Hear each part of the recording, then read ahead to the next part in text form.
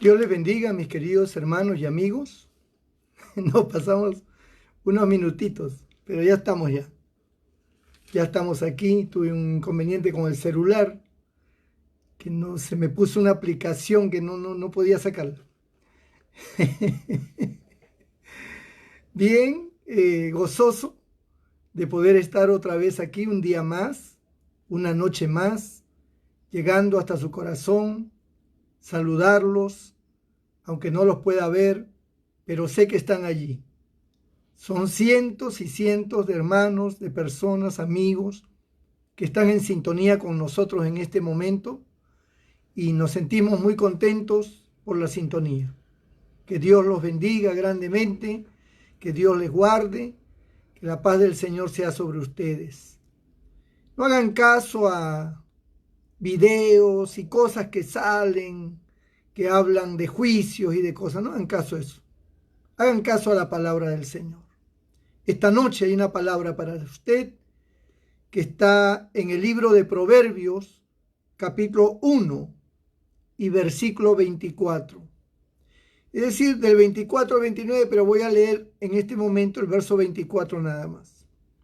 Y dice de la siguiente manera: por cuanto llamé y no quisiste oír, extendí mi mano y no hubo quien atendiese. Bendito el nombre del Señor. Linda la palabra del Señor.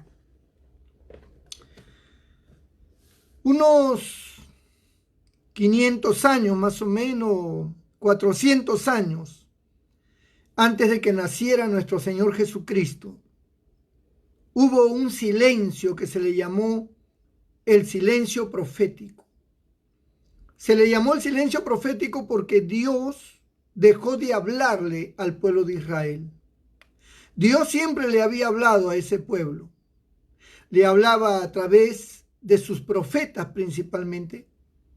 Le hablaba por sueños a través de diferentes personas. Hablaba por visiones.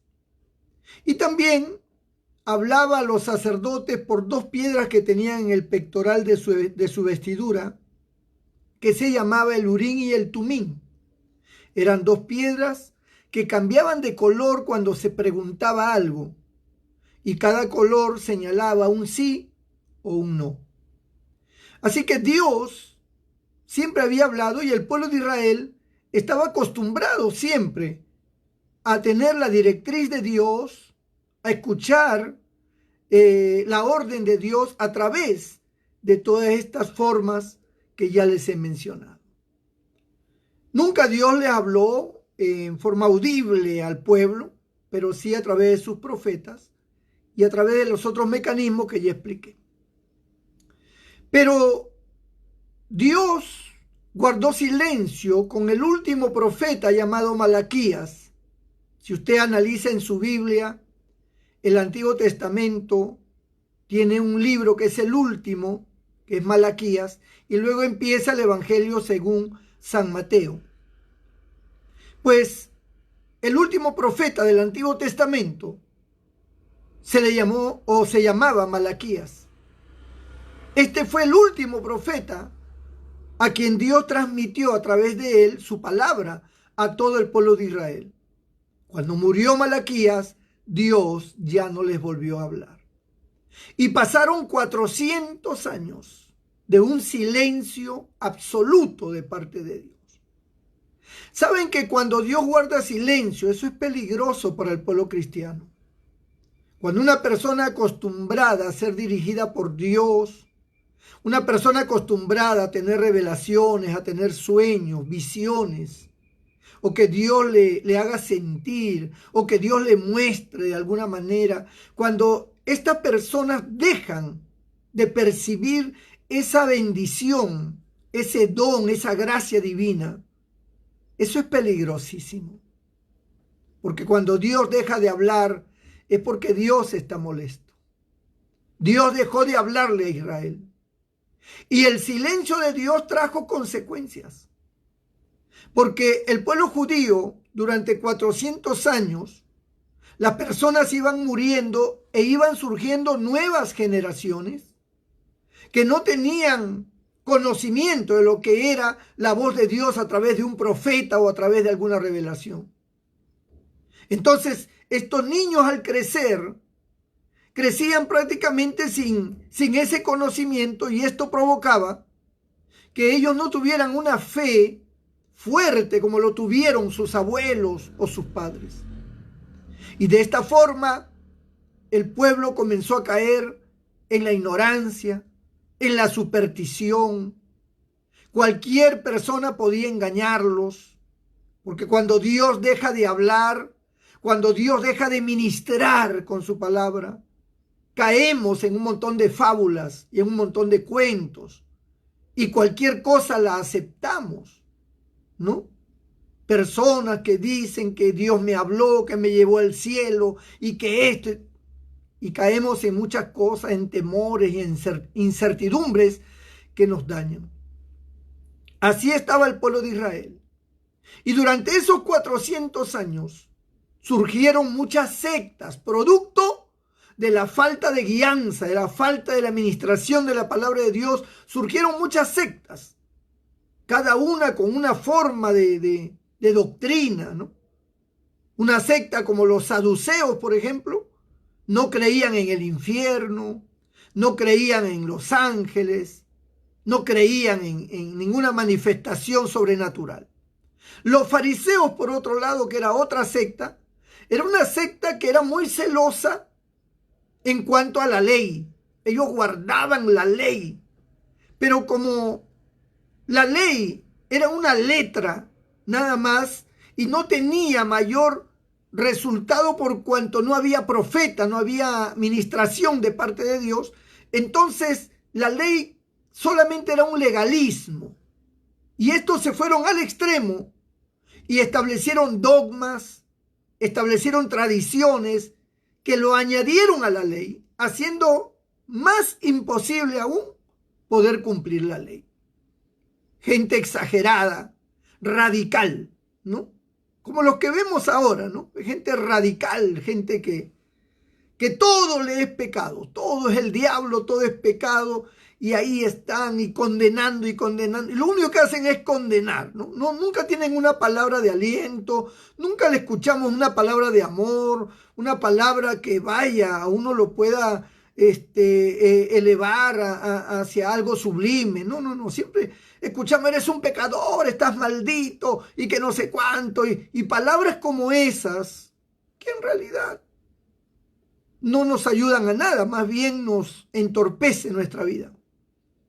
Pero así eran los fariseos. Para los fariseos todo era legalismo y era imposible guardar la ley. Ni ellos mismos lo podían guardar, pero obligaban a los demás.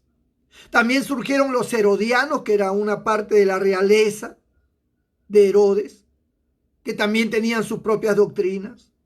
Y también estaban, por supuesto, los escribas, que eran los que transcribían todo lo que era la ley, y los maestros de la ley, que eran los que interpretaban la ley. Y otros más, los celotes, que eran grupos ya más revolucionarios que otra cosa. Pero todo este grupo surge a raíz de que Dios no hablaba, y entra una confusión de doctrinas, una confusión de dogmas, una confusión en cuanto a enseñanzas que no se sabía a quién creer. Es lo que está pasando hoy, ¿no? Usted escucha a tanta gente hablar de Dios, a tanta gente que predica, y usted dice: ¿qué religión será la verdadera, no? Pues serán los católicos, los evangélicos, los testigos de Jehová, los mormones, los adventistas. ¿Será que tenemos que guardar el sábado o no tenemos que guardarlo? ¿Será que hay que guardar el domingo o no? ¿Será que tenemos que cumplir con ciertas cosas? Que la mujer no vista pantalón, que vista solo falda, y cosas como esas, que usted en realidad no sabe si será correcto, no será correcto, y entra en una duda y una interrogante y una confusión más que nada. Entonces, lo que tenemos que hacer para que desaparezca esta confusión es que Dios nos hable. Y cuando digo que Dios nos hable, estoy hablando de una experiencia personal. Cuando usted tiene una experiencia personal, Usted se va a acostumbrar a escuchar la voz de Dios en su corazón, en su mente, a través de la palabra de Dios, a través de las predicaciones de un pastor, a través de algún sueño o revelación que le va a confirmar la voluntad de Dios en su vida. Esa experiencia es la que le va a llevar a usted a amar a Dios profundamente. Y cuando usted aprenda a amar a Dios profundamente, va a aprender a amar a su prójimo. Y cuando usted tenga esa capacidad de amar a Dios y a su prójimo, usted va a poder vivir una vida cristiana como Dios quiere, porque solamente se necesita eso: amar a Dios y amar al prójimo. El amar al prójimo te obliga a ser honrado, te obliga a ser comprensivo, a ser tolerante, a confiar en las personas, a tener fe, a ser manso, a ser humilde. Eso es lo que hace que tú seas una persona cristiana. ¿De qué te sirve tanto conocimiento de la ley, tanto conocimiento de la Biblia, si no tienes una experiencia con Dios? Si no sabes cómo realmente debes de conducirte, estás confundido. 400 años después de este silencio que marcó ignorancia, que marcó confusión en un pueblo que era conocido como el pueblo de Dios, como lo era Israel, aparece un profeta en el Nuevo Testamento llamado Juan el Bautista, el cual anuncia la venida del Salvador, el Mesías. Luego pasan unos años, unas semanas o meses, y aparece el Mesías. Aparece el Mesías, nuestro Señor Jesucristo. Y nuestro Señor Jesucristo empieza a tener contacto con las personas, con el pueblo de Israel y con gente que ni siquiera era de Israel. Y ese contacto con ellos, un contacto, por supuesto, donde habían milagros, donde habían manifestaciones sobrenaturales, donde había una palabra que cambiaba los corazones, que transformaba la manera de pensar, que los sacaba de su ignorancia, de su confusión, que los obligaba prácticamente a ellos en su corazón a amar a Dios y amar a su prójimo. Por eso que el Señor enseñaba acerca del buen samaritano. Cuando alguien le preguntó, ¿y quién es mi prójimo? Él dijo, un hombre iba de camino y lo asaltaron y quedó medio muerto. Pasó un sacerdote y siguió de largo, un levita y siguió de largo. Pero un samaritano lo atendió, lo curó, lo llevó a un hotel de ese tiempo, que era un mesón, y le dijo al mesonero, aquí te dejo dinero por un par de días más, cuídamelo hasta que yo venga. Y si gastas de más te lo pagaré. ¿Quién crees tú que hizo misericordia? ¿O quién crees tú que actuó como prójimo? Dijo, pues, el que tuvo misericordia de él, el samaritano. Exactamente, ve y haz tú lo mismo, le dijo el Señor, ¿no?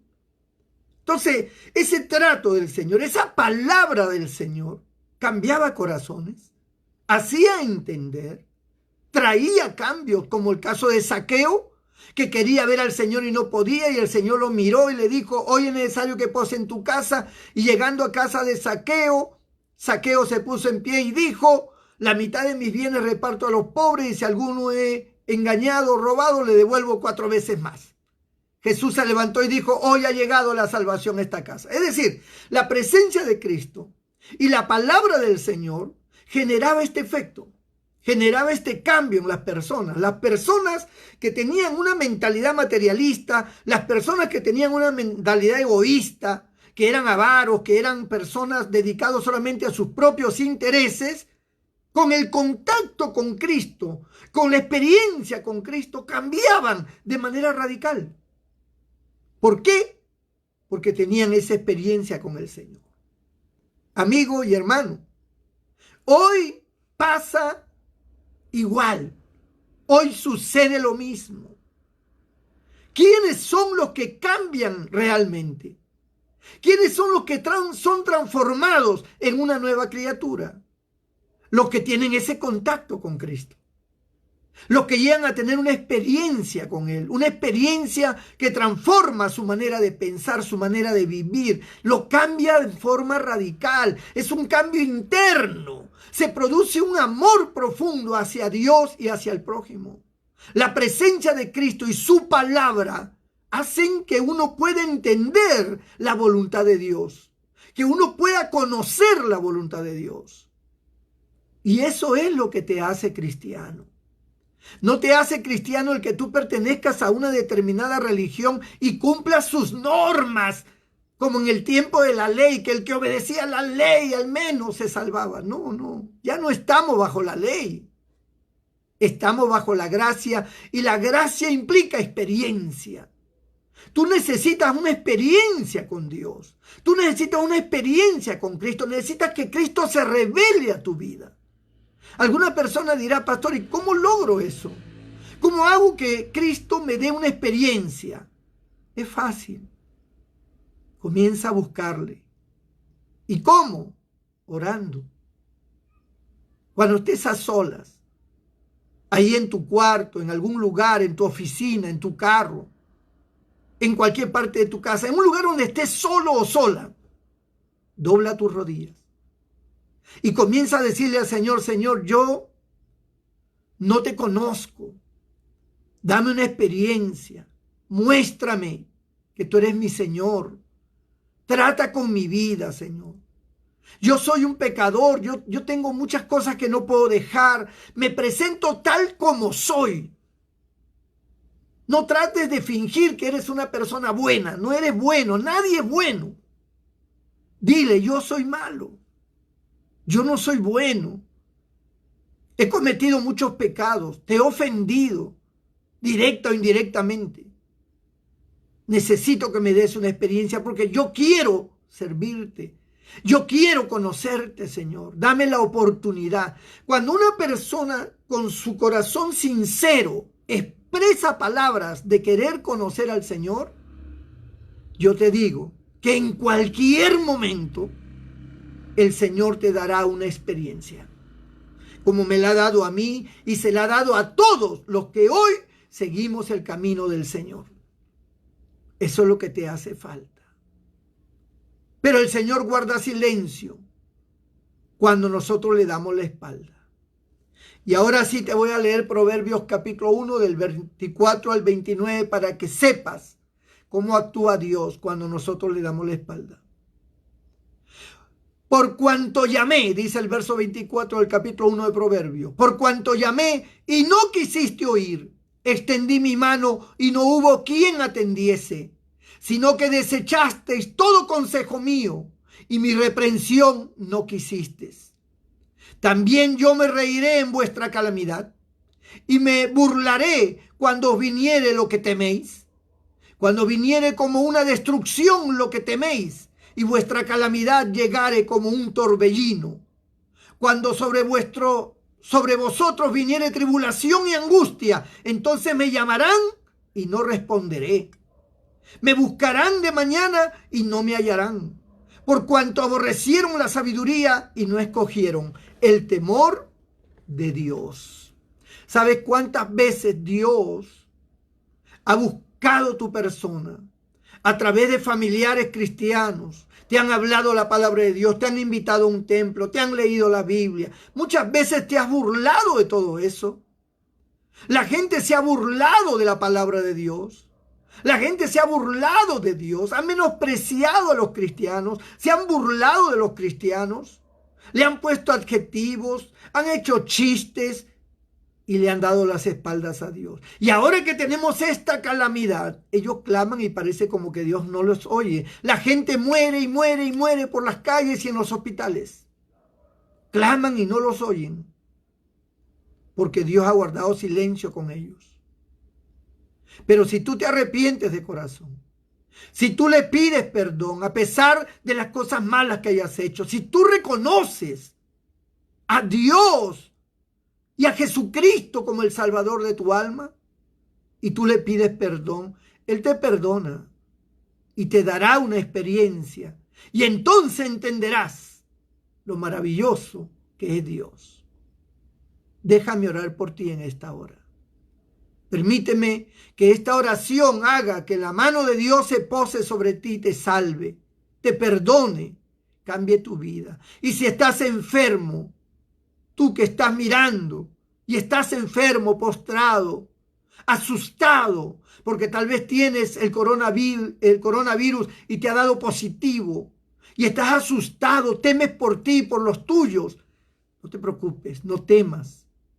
Si tú le entregas tu vida a Cristo, Él te perdona y te sana. Él te libera de esa enfermedad. Déjame orar por ti. Cierra tus ojos allí donde estás. Padre, en el nombre de Jesús, mira todas estas vidas que están en sintonía con nosotros. Te pido por cada uno de ellos, los que reflexionan en esta palabra, los que te piden perdón, los que se humillan, aquellos que dicen, Señor, perdóname, cambia mi vida. Señor, extiende tu mano y perdónalo. Que la sangre de Cristo los limpie de todo pecado. Y sobre todo los que están enfermos, los que se humillan, los que tienen ese coronavirus positivo. Señor, pon tu mano ahora a aquellos que se arrepienten, perdónalos y sánalos. Quítale ese mal, Señor, de su cuerpo. Desaparezca esa enfermedad. Dios mío, y cualquier otra enfermedad que puedan tener, sean tocados, sean sanados para la gloria de Dios. En el nombre de Jesús. Amén y amén. Dios te bendiga, mi querido hermano y amigo. La paz del Señor esté contigo. Bendiciones.